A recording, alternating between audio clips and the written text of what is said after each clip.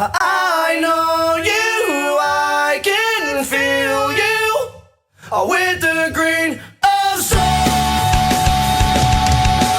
It's more than empty dreams and promises. It's not infecting me no more. When all I say to you is getting gone, you won't be feeling me no more. I know you, I can feel you with the green of souls. When you're not looking at me, I feel so slow. When all those dreams are all our memories, it hurts not being alone and one. And thoughts of you just break me down inside. I take it with the green of souls. I know you, I can feel you with the green of souls. When you're not looking at me, I feel so slow.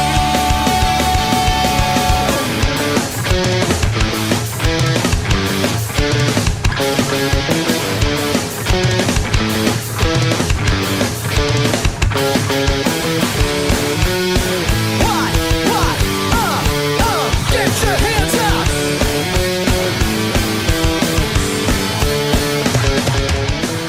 It's more than empty dreams and promises.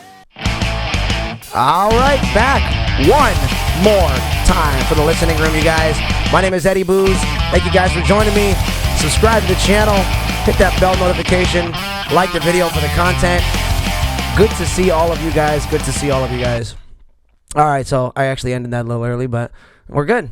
All right, so today my guest is the host of the Mind Tasting Podcast and a good friend, and I'm stoked to have him back on season 3.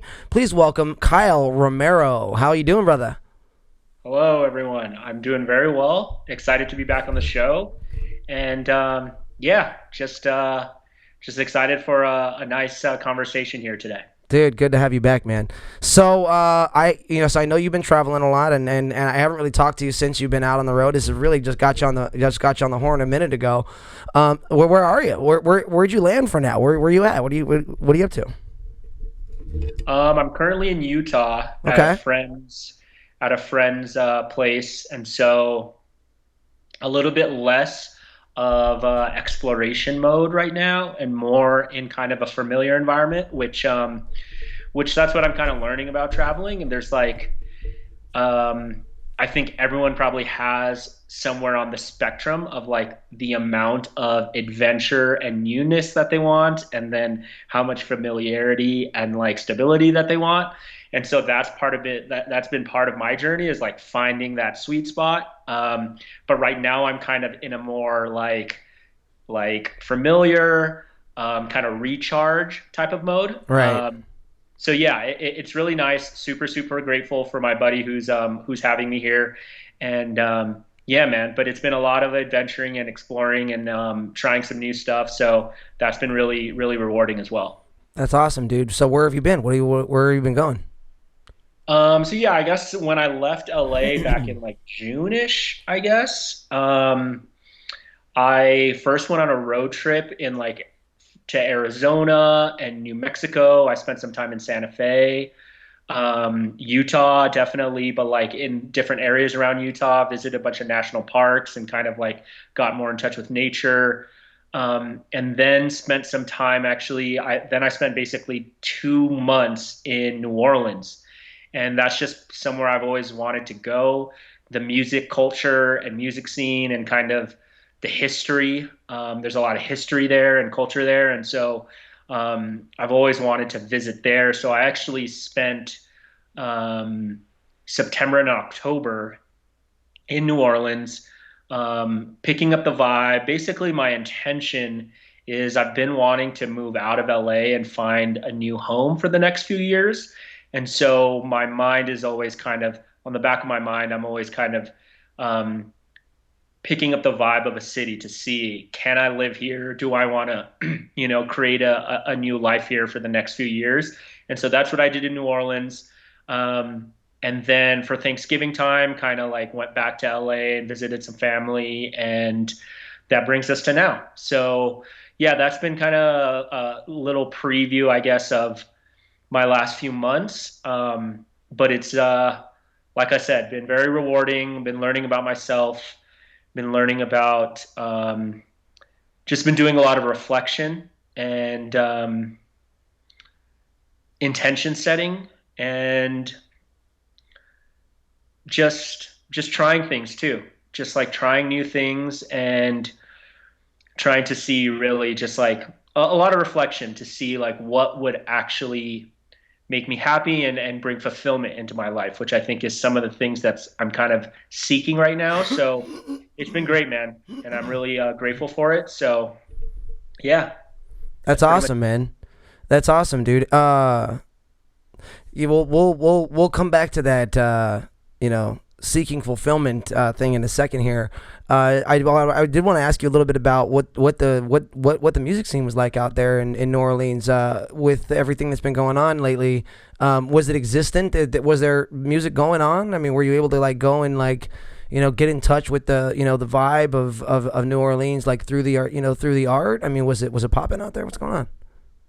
So what I learned is one of the biggest like music centers for in just in terms of like venues and performances and people that are actually like kind of like booking shows and like their tickets and things like that, is Frenchman. And pretty much all of that area, that there's like this one street with like all the venues and all the shows in like that area was pretty much closed down. And so people were still hanging out there, but like the actual businesses were mainly closed. Gotcha. Um, in the French Quarter, which has more restaurants and bars and kind of more of the party scene, a lot of those places were kind of open, and that's also like one of the most historic areas. So a lot of those like shops and restaurants and bars were open. And what I found was I was also kind of in a transition period where, the first like 6 months of the pandemic was probably more things were closed, and it was in a transition of more opening. And in that transition, there were a lot of street performers, sometimes like performers playing at restaurants or playing at dinner venues. But there were two main spots that I had found that there was fairly consistently street performers. And so I think I was still able to experience the music, but just not at the same level. Like I said, there was like maybe two spots that were consistent versus I think on a like pre-pandemic New Orleans, there were literally like 20, 30 spots that were like always bumping with music, always performers. So it was definitely a very toned down, and also just the busyness of the place. Um, from what I've like seen in videos and what I heard from locals is that it's normally like packed with people and like literally like bumper to bumper, shoulder to shoulder type of environment there. And it was not like that at all. It was more like um, yeah, I guess like the locals would say it was like kind of dead, like there wasn't as much energy because I didn't have that to compare. I actually found it a pleasant experience, like it's not like I'm trying to be in shoulder to shoulder crowds or anything, so like I was able to explore around and experience things in a more like comfortable, what I felt was a more comfortable environment. Um, there were some like museums and like I said, music venues, and there was less going on.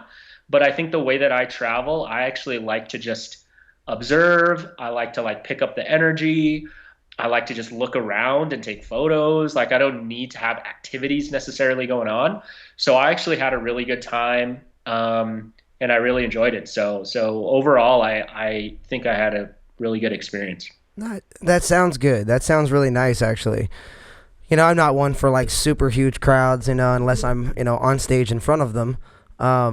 But but but yeah, man. So I feel like that probably could have been a nice, and a nice way to kind of see, I guess, to see such a historical place, and to experience that, So instead of being, inundated with people and like you said, in a shoulder to shoulder, bumper to bumper type environment, you got to go out and experience something that may not have experienced before, and may not have gotten to experience the same way.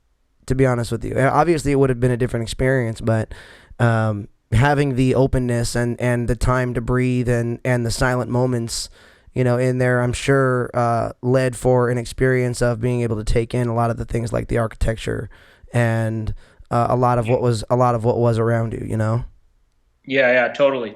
I think completely agree with what you said, and I think that's what we're kind of learning right now is that like we're in this transition period of like this new way of interacting with the world in general, and this like you know in the pandemic, post pandemic like way of experiencing things, and like now it does kind of feel like a page is turned, and like Right. everything pre-pandemic was like you experienced it that way, and now there are certain things that like it may never really, you know what I mean, like who knows how things are going to be forever changed.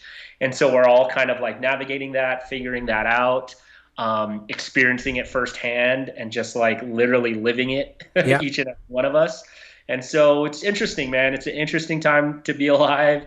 It's an interesting experience. Like that's why I fully like encourage and recommend people to do stuff that like we're doing right now, like documenting like where we are in our lives, write a journal entry, like make videos, make podcasts, like make YouTube videos, like really documenting where you're at right now, and like kind of making a little imprint of this time, because man, dude, I mean there will only be one 2020, man. Like this has been a wild ride. You're not playing, brother. This has been a wild ride indeed, man. Yeah, you can say that again. So, moving on to some gratitude, my man. Why don't you give me something you're grateful for today? I always like to start the show off with something I'm grateful for, and let's go into a little gratitude. Um, okay. I I did not prepare gratitude. The initial thing that rose in my consciousness was connection, and I think that's kind of we're all kind of that's an easy one. That's an easy one. So I almost want something better. So this is what I'll say. Not only human to human connection. I think if you are mindful of your experience with certain things, there is just connection. There's connection with what you're doing, connection with the present moment and the activity that you're engaging in right now. There's connection to a song or a music.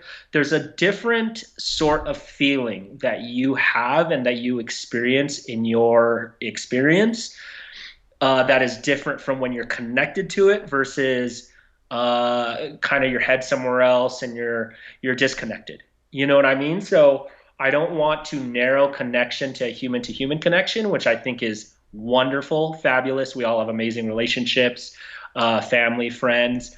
That connection is very important.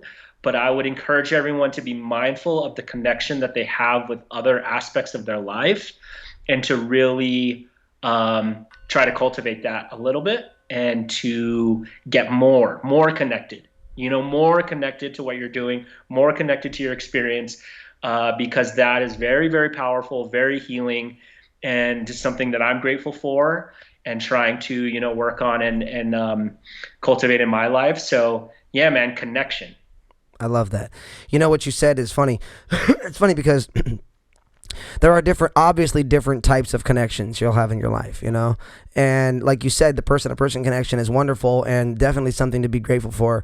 But you touched on something too that you and I have discussed at length, and connection with the present moment. And there's in martial arts, that's a term. There's a term for that, and it's known as Zen. It's known as Zen. It's known as entering a Zen state. Is when you become connected with the moment, connected with the situation, connected with, whatever you're doing in the present moment, and all of a sudden a lot of times you're not aware of it, and those are the times when when you're really in it, when you're just dead in the zone. And sometimes you become aware of it. Sometimes you kind of step outside yourself and be like, wow, like I'm doing this right now, like, and I'm really in the zone right now. And you kind of like, it kind of becomes a third party experience of watching yourself do something. You know what I mean? And having the connection with the present moment. Something that resonates with me in a way I don't think that a lot of people could ever understand, because when I was young, that happened to me in numerous things that I would do in life. And baseball would be one of those things. Martial arts will be one of those things. It's when you're in the present moment, when you're tracking down a fly ball in center field, when you are running that ball down, you don't have time to think, oh, where do I need to, adjust, my speed or my trajectory. You just do. You're in the moment and you get it right, or you're not and you fuck it up. Yeah. I'm not kidding. You know what I'm saying? So I mean, it's really a call, to everybody and myself. It's something I work on daily, is to get in the moment. Because if you don't get in the moment, you're gonna get in your own way. You know what I'm saying? You're gonna get in your own way by overthinking things. You're gonna get in your own way by not being connected to the situation. Yeah. You know what I'm saying? You know what I'm saying? I do.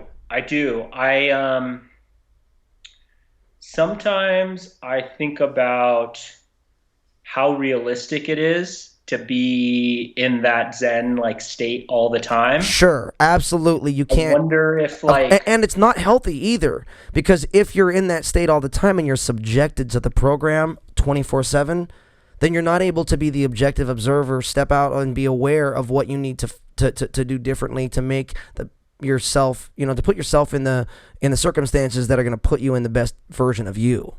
Yeah. But anyway, go ahead. Yes, it's absolutely not a sustainable state at all times. It's not healthy either, like I said. And I agree. I think there is like, there's space for analysis and thinking. Obviously there is overthinking and overanalysis, but it's like, I think it's what I was saying earlier with travel, where it's like, you're pushing the boundaries, you're in it, you're in your experience, you're experiencing something new. And then there's the reflection period and like observing that. Like you said, there's okay, let me observe what just happened. Let me break it down a little bit. Let me think. And then the real it's finding that balance point and finding that sway. I think what I'm learning about life is cyclical. And so it's learning that rhythm. Life is rhythmic. There's a vibration and there's a vibe and a wave to it. And so learning that is like key.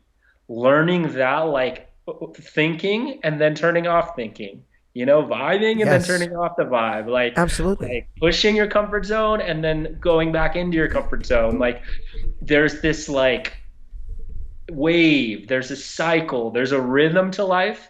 And I think mastering that and getting on the rhythm is like the key, dude.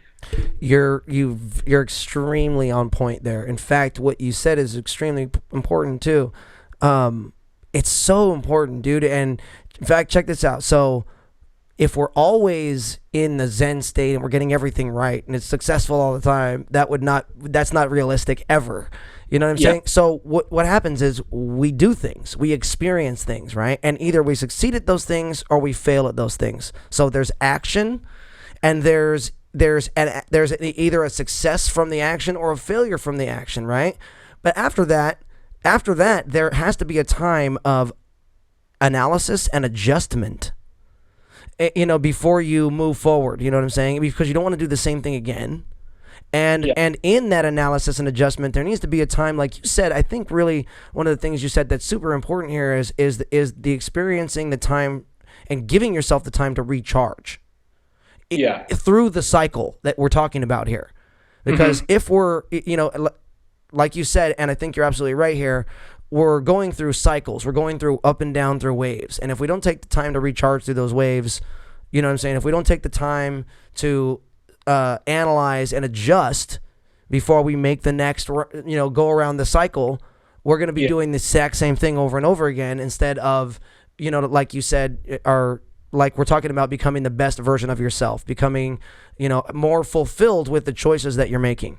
And that's really kind of what I wanted to touch on today. I wanted to ask you some things, actually. I wanted to speak with you specifically about this. So I was, Tom Bilyeu, correct? Yes, I do. Okay, so I was so Tom Bilyeu posted something earlier, and a lot of the stuff he says often resonates with me. And today he said something earlier that he was more happy with himself for taking a cold shower this morning than he was with all the wealth that he had built for himself. Meaning that he was more happy with the decisions he's making for himself on a daily basis. Those things make him more fulfilled and happy on a daily basis than the outcomes and the rewards you get from working towards a specific goal. I wanted to get your thoughts on that, and I wanted to touch on that subject today. That's interesting. I think what that's alluding to, what's coming up for me is that is a difference in values. It's super, super important to get in touch with your own, first your own values, but then you can start to apply that to your relationships and looking at other people and surrounding yourself with people that have similar values. But I would say there are certainly a bunch of people that are the flip of that. They value the wealth that they've accumulated, the outcome they've had, the outcomes, the achievements, the rewards, the social status. And I'm not sure, although I don't resonate with that type of value system, I'm not sure if that's wrong. You know what I mean? Like, I think someone can be very healthy and value outcomes. I think you can be very healthy and value achievements and your social status. I'm not sure if that's necessarily unhealthy. What I do think is, for me, I am not as successful when I'm more outcome oriented. In general, I'm not as achievement, social status oriented.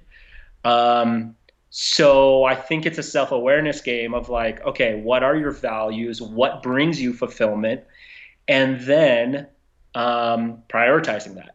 Because once you kind of hone in on, okay, this is what I care about, this is what fills me up, this is what energizes me, this is what nourishes me, then it's your responsibility to fulfill that need that you have, nourish yourself.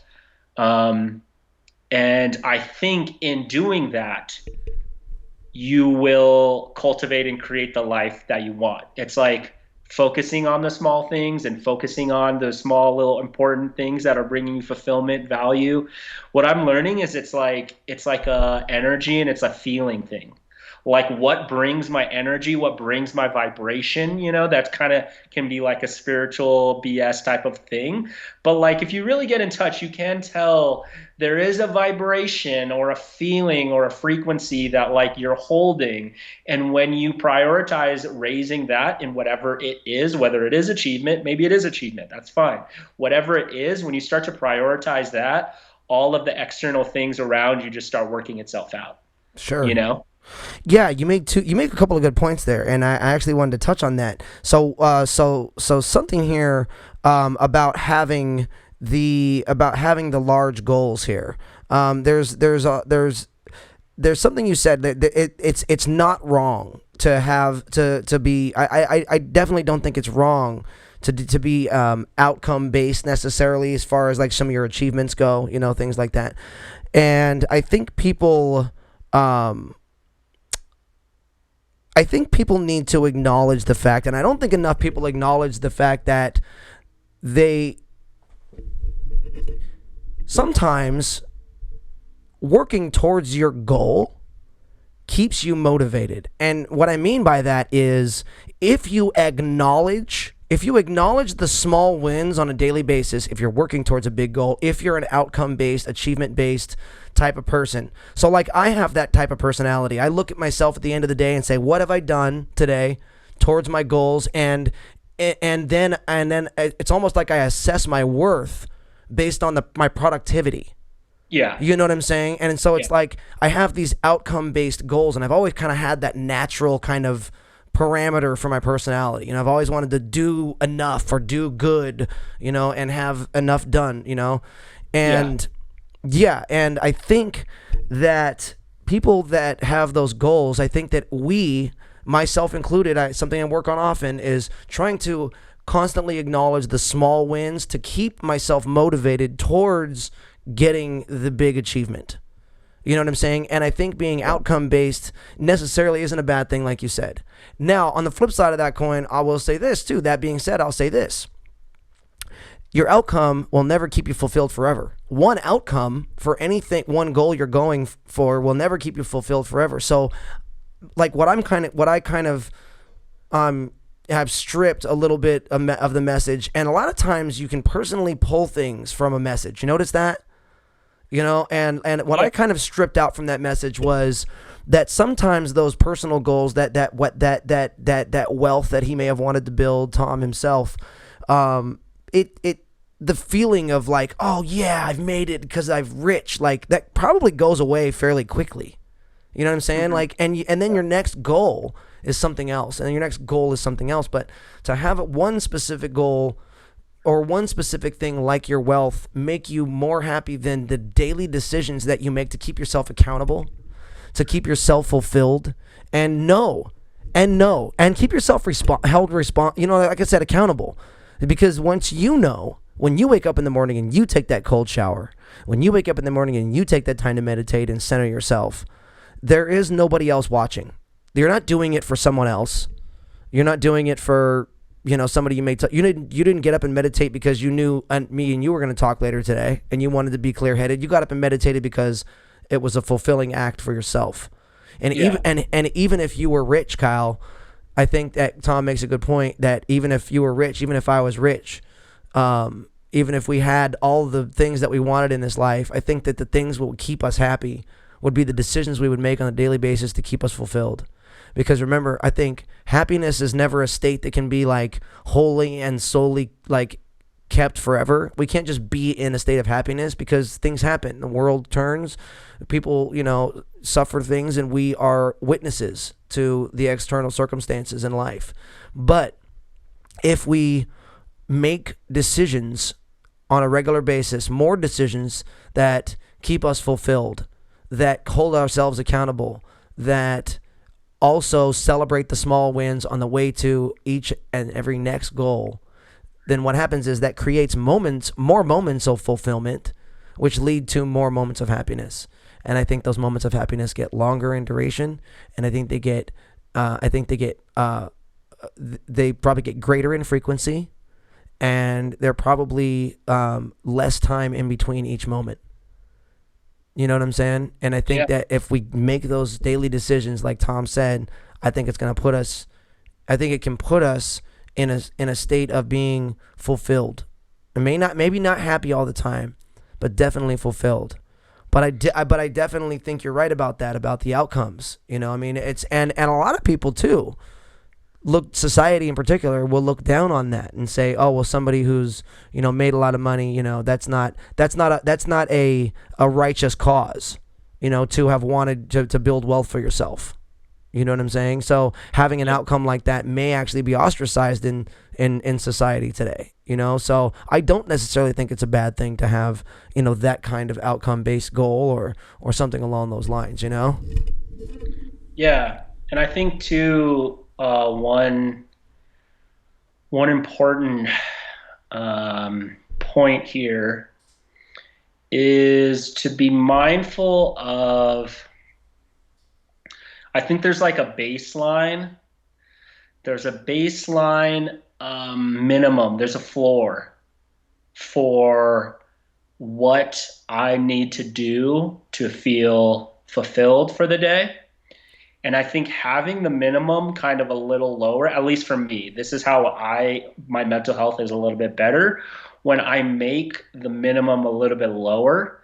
And it's like, did you get out of bed today? Did you shower today? Like I make my shit easy so that like it's what you're alluding to as well with the celebrating the small wins. Like count your small wins so that you can feel fulfilled even if you didn't achieve all these things that you wanted to do. And then those almost feel like extra. I think it's really, and then this even goes deeper to like, okay, what if it's not even achievement at all? Can you feel fulfilled when you did stay in bed and you didn't shower and you didn't, you know what I mean? You didn't do all these things. You didn't like accomplish all these things that you were supposed to do. You were unhealthy. You were a piece of shit all day. You know what I mean? Like, does that mean you have zero self-worth? Does that mean that you're a terrible person? Does that mean that you have no value and I'm gonna feel terrible about myself because all I did was waste my day today?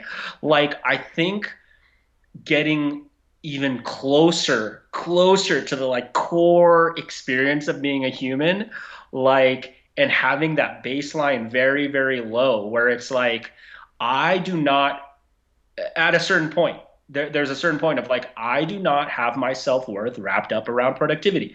Yes, the things that I manifest externally and the things that I do and accomplish, that does represent the life that I'm like creating and like creating awesome things in your life and doing fun things. And that all does, I do think that someone who is like happy and creating a lot of things is kind of like more of a vibe that I'm going for than someone who's just chilling, watching TV and doing nothing. You know what I mean? So I don't think it's like it doesn't have any value, but I think to like for our own like mental health and like feeling good about yourself and your self-worth, there has to be some level of self-worth, self-esteem, value that you're putting onto your life that has nothing to do with what you accomplish and what you do and how things are like showing up externally.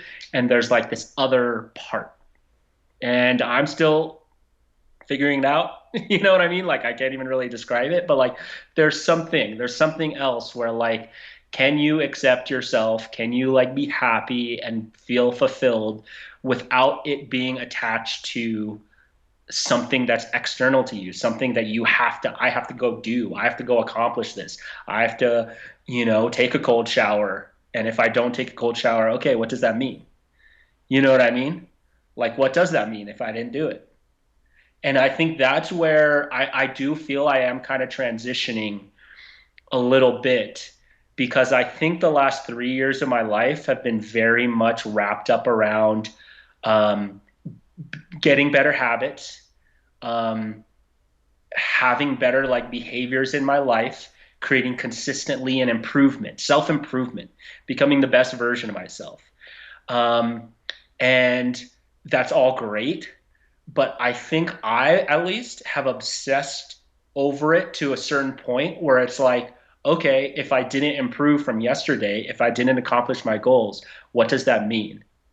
What does that mean about myself? And then all of a sudden, what happens? Then I'm drinking, then I'm eating all the bad food, and I like go into a self-sabotage like spiral because I've decided that my self-worth is wrapped up around self-improvement and being a better version of myself.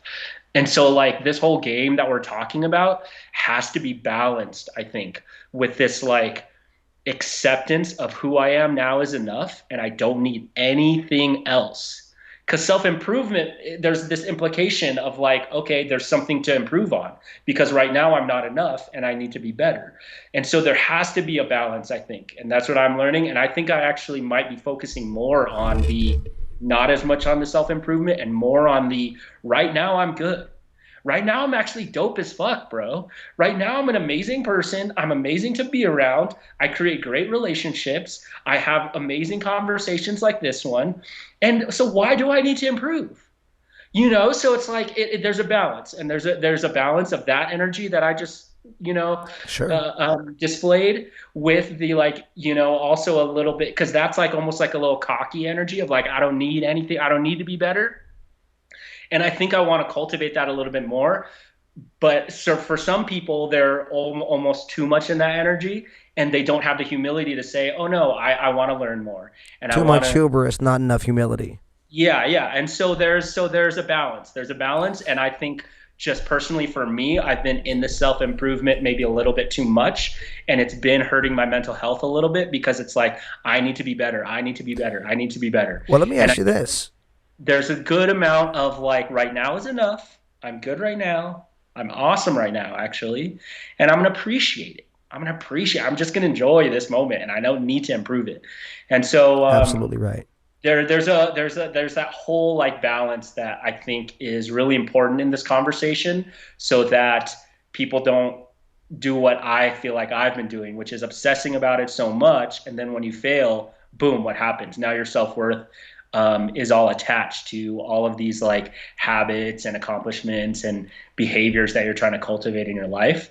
And so, yeah, man, just balancing it all. And go through a feeling of, oh, I've let myself down or I'm a bad person because of it. And I get you on that.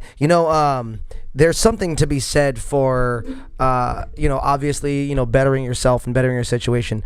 However, I will say that everyone is amazing and perfect the way they are right now. But that doesn't mean I feel like I'm awesome. Like I love who I am, Yeah. and but that doesn't mean that I can't be a better version of myself next year. When I look back on myself now from next year, I want to have seen some growth. But at the same time, I don't feel like not I don't feel like I'm incapable of being better or something because I don't feel like I'm worthy. It's and a lot of that it has to do with the fact that feeling worth in general, if if I sat in that consciousness of I'm not worthy, I know for a fact that that's what I'm going to get in return. Yeah. You know what I'm saying?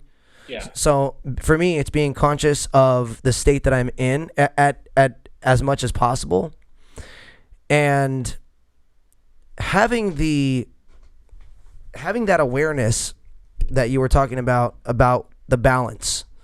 I wanted to ask specifically about the balance between beating yourself up, not beating yourself up if you don't have a cold shower or you're not working towards your personal best.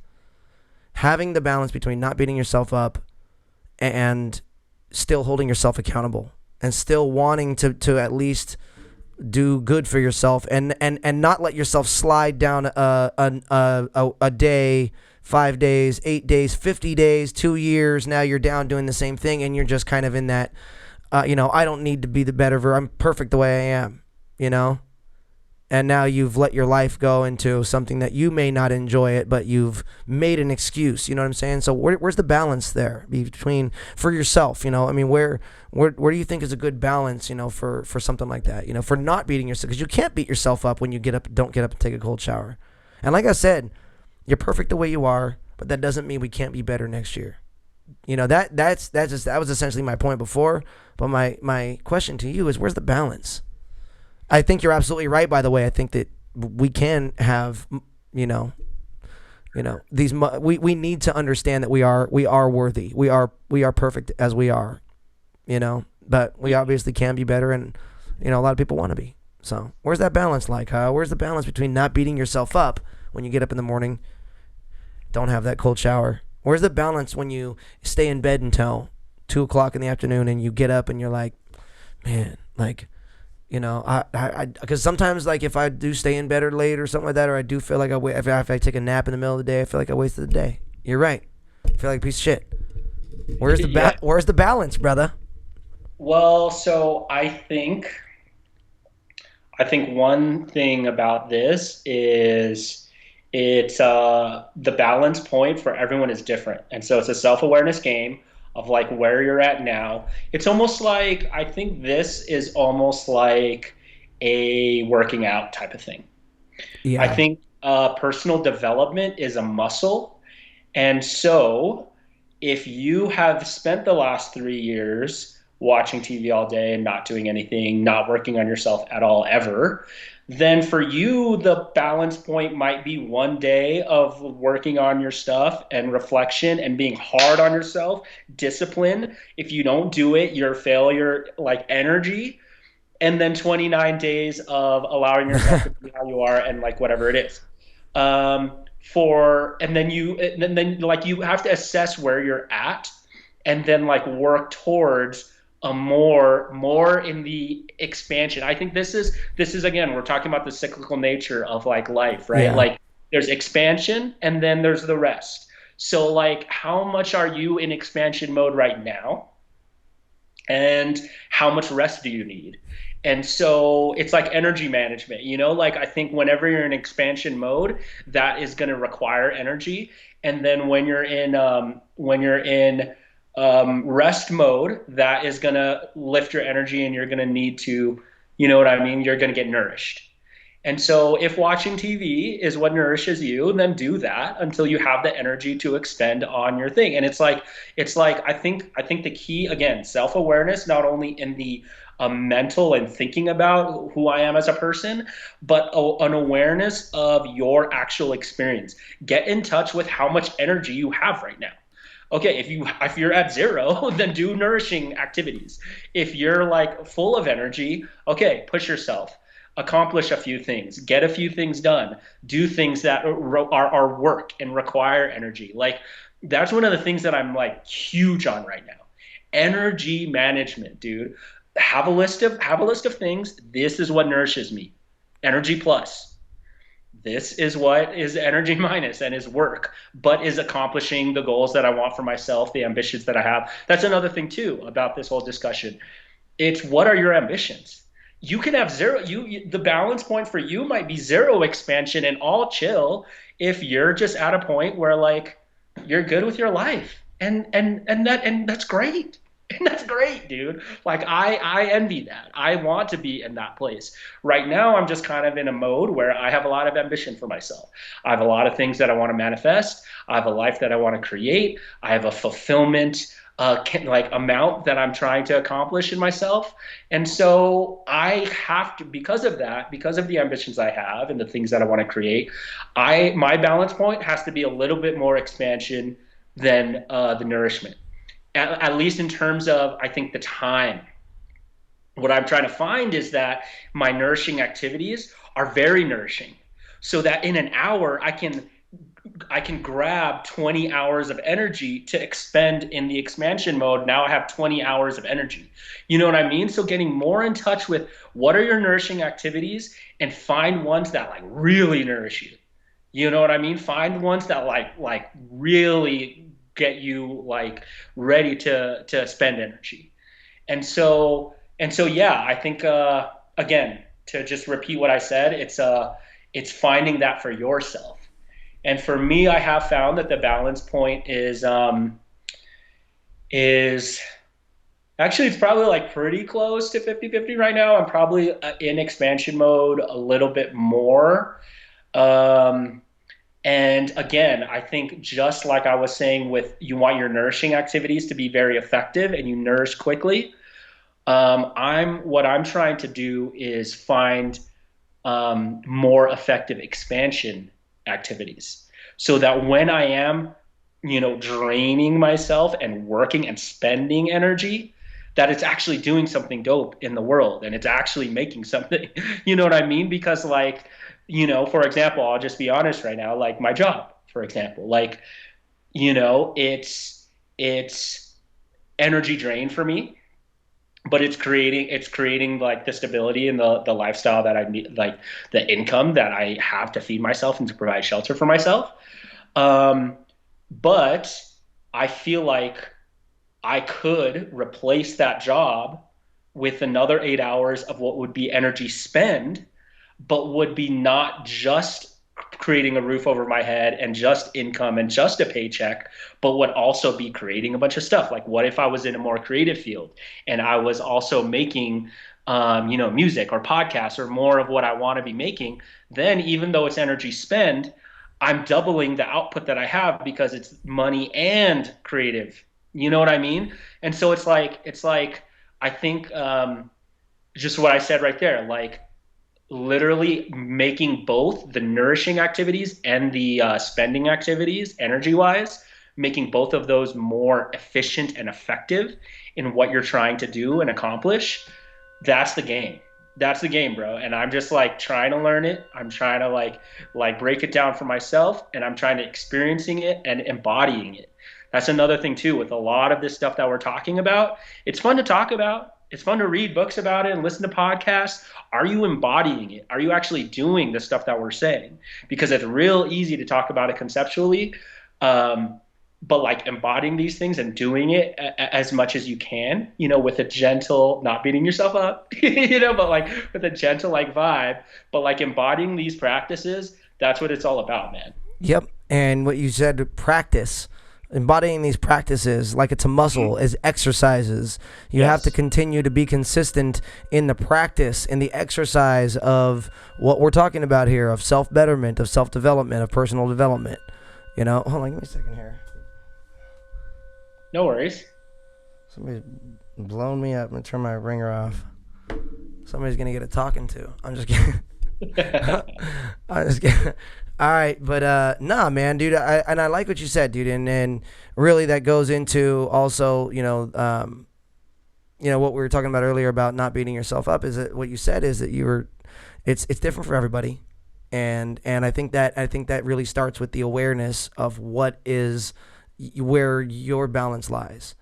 For me, I find that I can't beat myself up too much. When I make decisions, that when I don't follow through with some of the decisions of personal development for myself. If I do that, I find myself getting into a downward spiral. Yeah.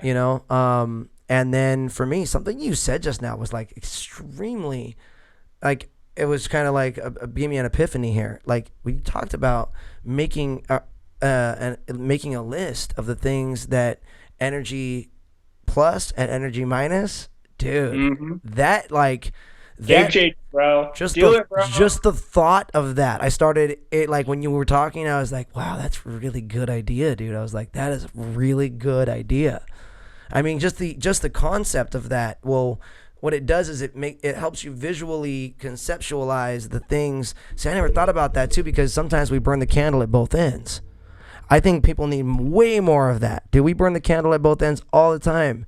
And we think that we're doing something because we're doing something towards our goal, that maybe that thing is energy plus, but maybe that thing is energy minus at the moment. You know what I'm And saying? I think what it does too is it helps you value the energy plus.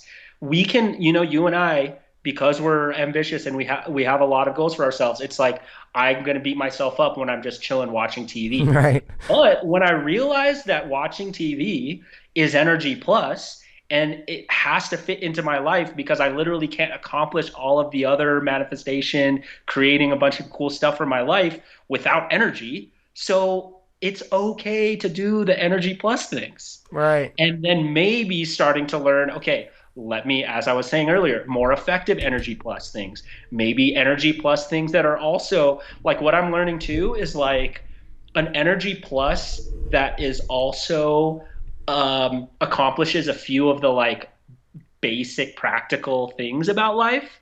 Like I said, showering, right? Like just, okay, well, I need to shower energy.